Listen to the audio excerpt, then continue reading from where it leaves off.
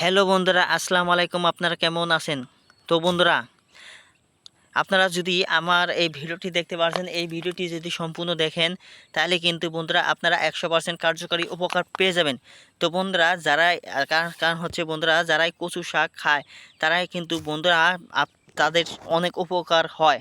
কারণ হচ্ছে তো বন্ধুরা বন্ধুরা যাদের মুখে অরুচি রয়েছে আপনারা তাহলে কচু খান।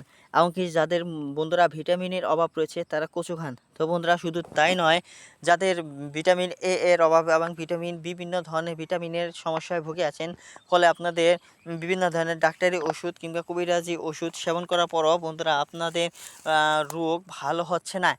বন্ধুরা, আপনারা অনেক টাকা নষ্ট করে ফেলছেন। তো বন্ধুরা, আপনারা বিনা পয়সায় যদি ঘরোয়া উপায়ে এই ওষুধ শাকটি কচু শাকটি যদি খেতে পারেন তাহলে কিন্তু বন্ধুরা মাত্র 7 দিন সেবন বা 1 মাস সেবন করবেন। তো বন্ধুরা, আপনারা শুধু তাই নয়, এই কচু শাক আপনারা যত খাবেন ততই কিন্তু উপকার পাবেন। তো বন্ধুরা, গ্রামগঞ্জের মানুষেরা কিন্তু এই কচু শাক বেশি খেয়ে থাকে। তার কারণ তারা জানে যে কচু শাক খেলে চোখের যে সমস্যা হয়, অনেকের চোখে ঝাপসা ঝাপসা দেখেন।